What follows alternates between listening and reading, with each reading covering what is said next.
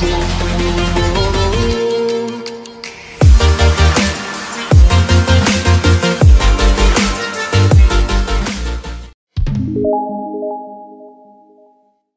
Sobat Lava, welcome to Lava Podcast. Nah Sobat Lava, kali ini kita akan membahas tentang sesuatu yang menarik banget nih Sobat Lava. Kira-kira apa, hayo? Nah, jadi karena kita akan menghadapi yang namanya bulan suci Ramadan, sekarang kita kedatangan seorang tamu yang akan membahas tentang seputar gizi nih. Jadi ini adalah seseorang yang ahli tentang dunia pergizian di Rumah Sakit Lavalet. Ya, beliau adalah Mbak Yunita. Sobat Lava mungkin pengen kenalan nih Mbak Yunita nih. Monggo silakan kenalan dulu sama Sobat Lava. Oke, Sobat Lava ya. Saya Yunita Anggraini, salah satu ahli gizi Rumah Sakit Lavalet.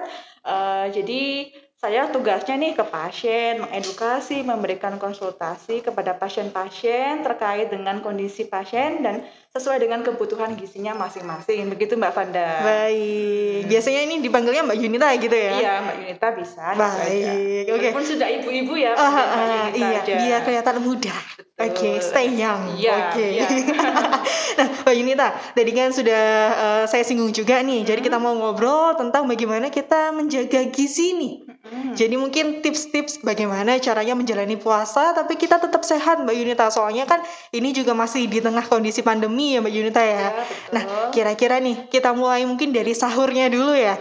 Nah, kira-kira kalau untuk sahurnya sendiri kita harus seperti apa Mbak Yunita? Jadi Mbak Vanda ya, yang paling penting kita harus tetapkan dulu ya, kalau kita mau persiapan untuk puasa, kita harus mempersiapkan salah satunya sahur. Jadi penting untuk makan sahur jangan sampai dilewatkan. Beda lagi kalau kita ketiduran ya, beda lagi ya.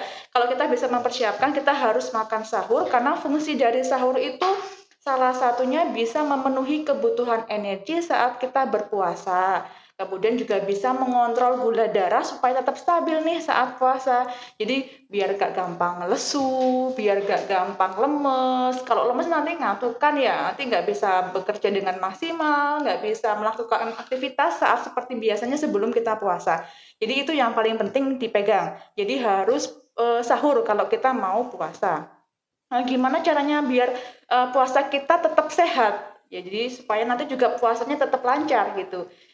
Yang pertama, setelah kita bangun tidur jangan langsung makan dengan porsi yang besar, tapi kita awali dulu dengan minum air putih.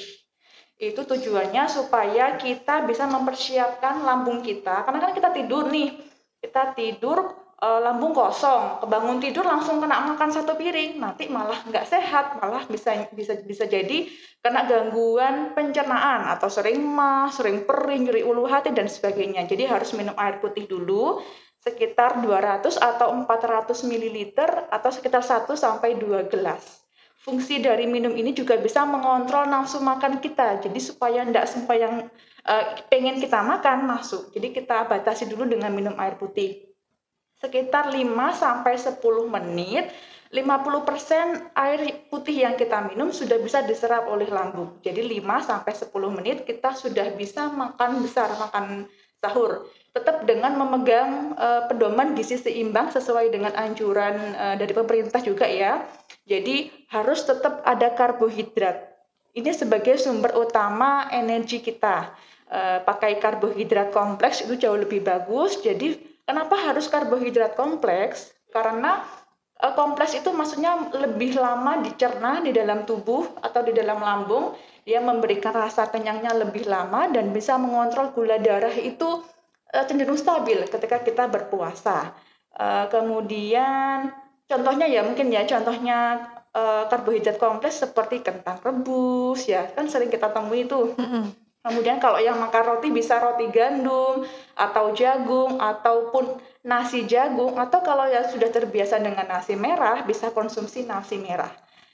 Tapi perlu dipahami kalau nasi merah, misal nggak pernah makan nasi merah tiba-tiba sahur dengan nasi merah, jangan, karena nasi merah itu terlalu tinggi seratnya. Kalau tidak pernah terbiasa dengan nasi merah langsung nasi merah, biasanya sebah atau kembung kayak gitu, tidak nyaman. Jadi latihan dulu mungkin 50% nasi putih, 50% nasi merah. Jadi di-combine gitu. Itu untuk karbohidratnya. Tetap harus ada proteinnya, bisa pakai protein hewani dan protein nabati sesuai yang ada di rumah, sesuai dengan kemampuan masing-masing tentunya.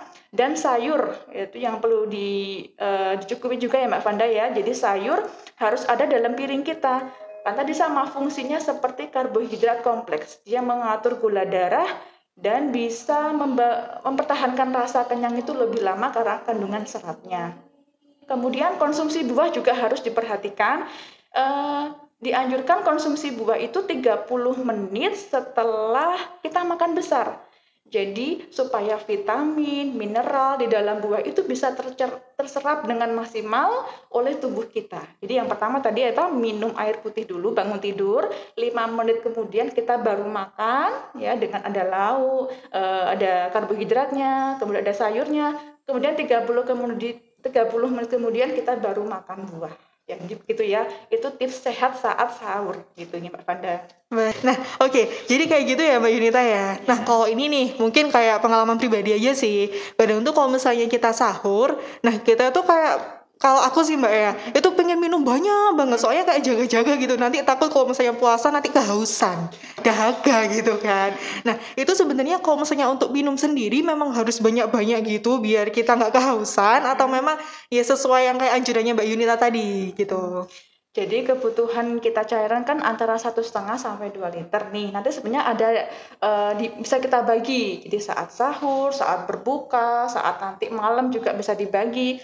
Kalau anjuran sih jadi ada sepertiga itu makanan, sepertiga itu minuman atau air ya, sepertiga itu nafas ya sesuai dengan sunnah Rasulullah. Jadi kita bagi nih, tidak boleh yang terlalu banyak air terus kita makan, akhirnya nanti kepenuhan perut kita atau lambungnya jadinya metabolisme malah lambat, malah nanti memperberat kerja lambung, jadinya kasihan dan biasanya timbul masalah-masalah baru di pencernaan gitu ya Mbak Fanda ya. Jadi tetap harus diatur 5 menit setelah minum kita baru makan. Nanti kalau mau minum lagi juga ada jedanya setelah kita makan gitu ya. Baik, berarti nggak perlu yang terlalu berlebihan gitu ya, Betul. secukupnya. Soalnya kayaknya mungkin juga tubuh orang-orang ini masing-masing beda-beda ya Mbak Yunita ya. Betul. Oke, Ya, kalau itu. dan juga bisa ini Mbak Fanda dikurangi makanan yang terlalu asin atau terlalu gurih.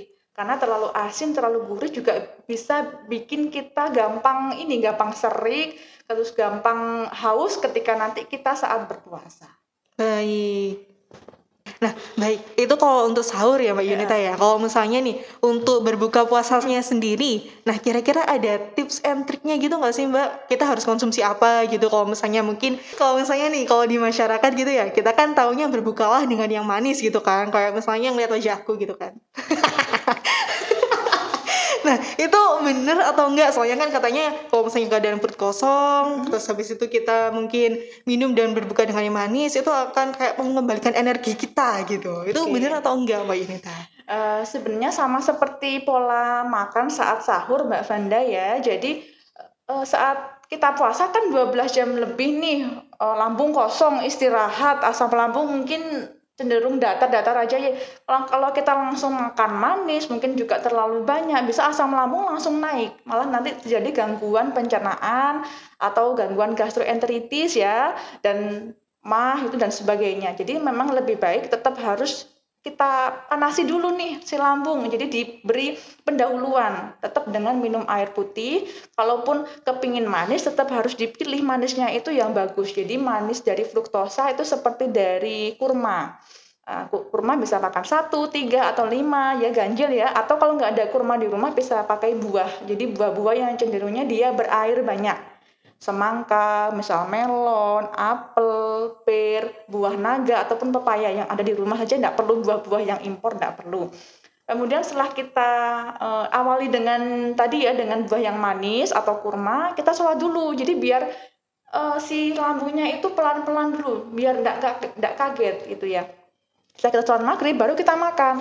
Makannya dengan porsi sama seperti pedoman gizi seimbang, tetap harus ada karbohidrat, ada protein, ada sayur, dan memang dianjurkan ketika berbuka itu diperbanyak sayur supaya nanti kita bisa menahan rasa lapar yang nanti berlebihan. Kalau kita makan langsung yang manis-manis, biasanya efeknya tuh gula darah naiknya tinggi. Padahal kita tadi udah berusaha nih saat sahur makan karbohidrat kompleks supaya nanti gula darah tetap stabil. Tapi kita hancurkan saat kita buka puasa. Dengan makan manis, gula darah langsung meningkat tinggi. Kalau pola makan itu kita pertahankan selama sebulan, dikhawatirkan malah bisa menimbulkan penyakit-penyakit seperti diabetes mellitus atau bahkan kegemukan.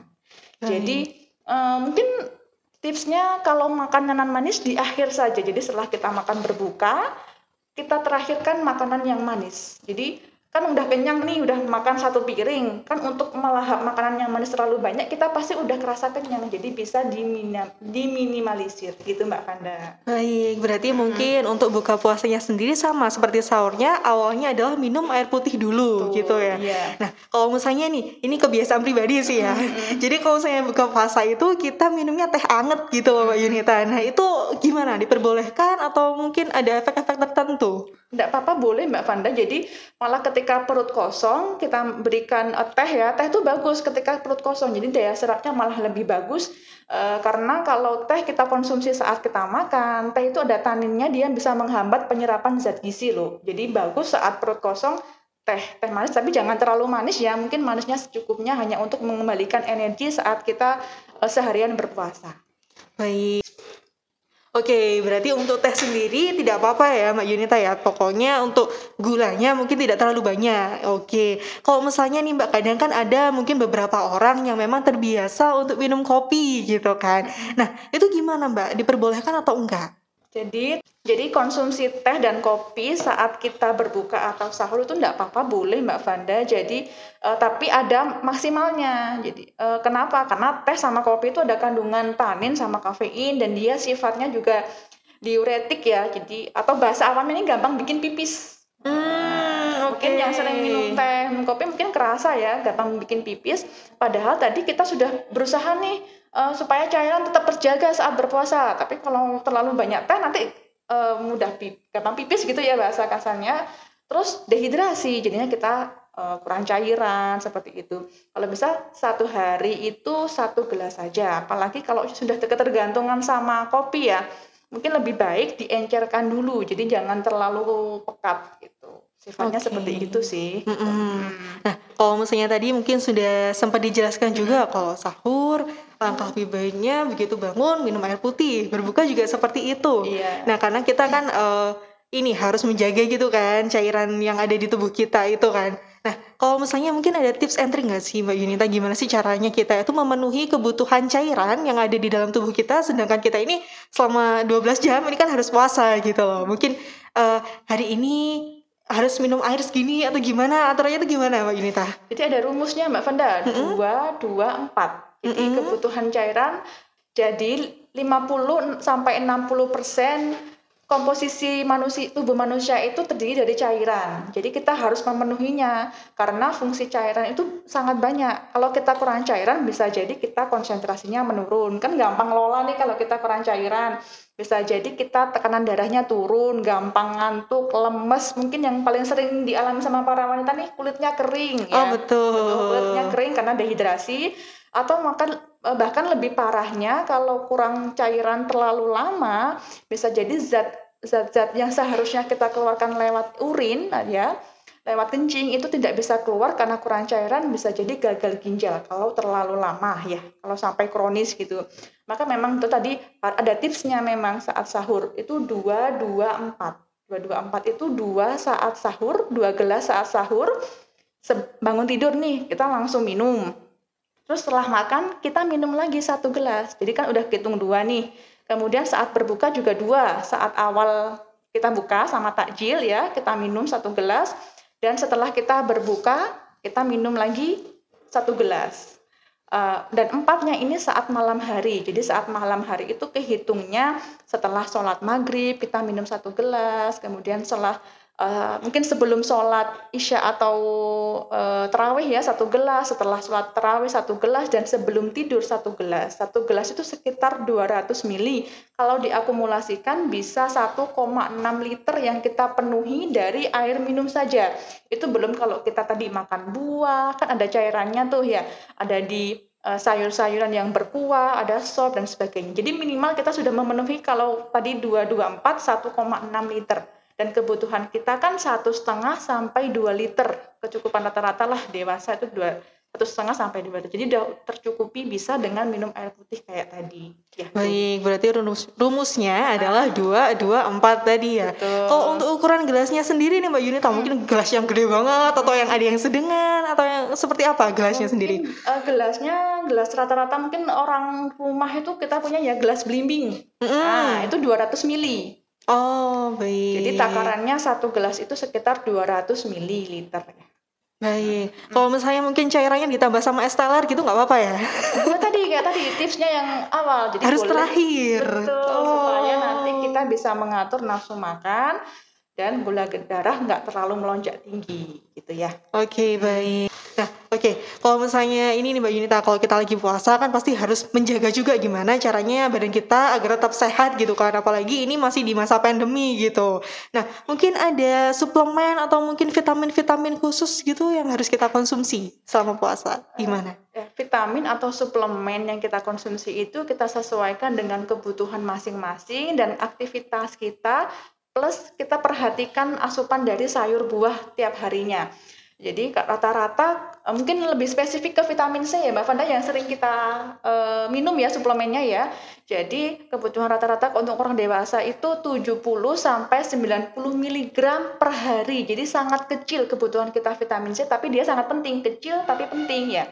Kalau kita konsumsi sayur dan buahnya sudah cukup selama berbuka dan sahur, sebenarnya sudah tidak perlu lagi.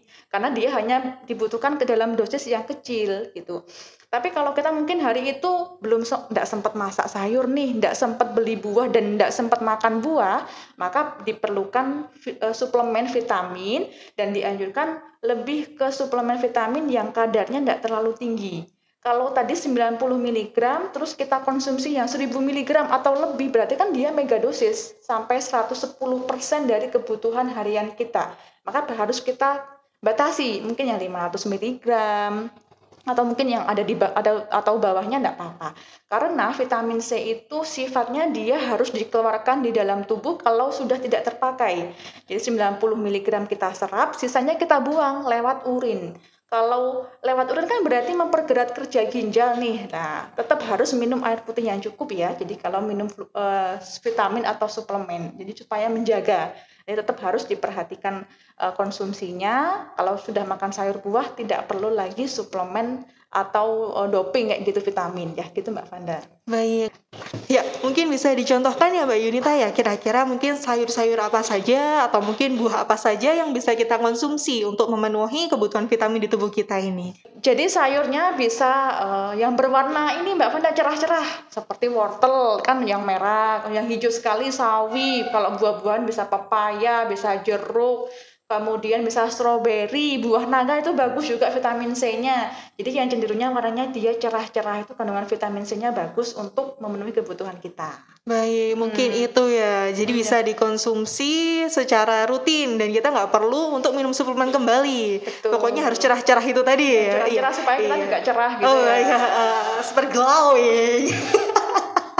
Ya, kalau misalnya kita lagi puasa nih kadang kan bawaannya kan lemes gitu kan, bawaannya tuh kayak aduh mager gitu. Nah, kira-kira nih Mbak Yunita, boleh nggak sih kita itu tetap berolahraga tapi padahal kita puasa gitu? Malah dianjurkan tuh Mbak Fanda, jadi tetap olahraga saat kita berpuasa supaya metabolisme kita tetap terjaga dengan bagus. Tapi olahraga ringan ya, jangan olahraga berat seperti mungkin jalan-jalan santai sambil ngabuburit, atau mungkin setelah sholat subuh kita mau ke kantor nih sebelum mandi dan sebagainya, kita bisa jalan-jalan ringan sekitar 10 sampai 15 menit. Jangan sampai yang lari maraton dan sebagainya karena dikhawatirkan nanti gula darah juga bisa low atau sangat rendah gitu ya. Jadi aktivitas boleh, olahraga ringan boleh, ya sehari cukup 15 menit saja. Baik, 10 sampai 15 menit. 10 sampai 15 Nah, menit oke. ya. Berarti itu adalah batas kita juga untuk ngabuburit Sobat Lava. Karena kalau misalnya kelamaan nanti kita lapar mata. Jadi Semua dibeli gitu. nanti tadi semuanya dibeli, nanti makan bingung ya? Iya, betul. Nanti kebuang jadinya kan. Betul, ya. Jadi kita harus tetap untuk menjaga kadar cairan di tubuh kita. Tadi itu sudah dijelaskan dengan rumus 224 Betul ya? Betul, Betul. ya, Jadi jangan sampai kita itu kekurangan cairan, soalnya bikin gagal fokus, ya kan ya. Oke, terus jangan lupa juga untuk selalu mengkonsumsi makanan-makanan yang sudah tadi dijelaskan sama Mbak Yunita. Ada yang karbohidrat kompleks itu ya, terus protein mungkin, dan jangan lupa untuk vitaminnya. Sedangkan vitamin sendiri ini kita bisa dapat dari buah-buah dan sayur secara alami. Kalau untuk suplemen harus diimbangi sama minum air putih tadi, Mbak Yunita ya. Wes, langsung loh ini aku pindah unit gizi loh ini. langsung maju. Nah, oke Sobat Lava, jadi tetap semangat. Jangan lupa untuk like, share, subscribe, and comment. Terima kasih Mbak Yunita. Dadah.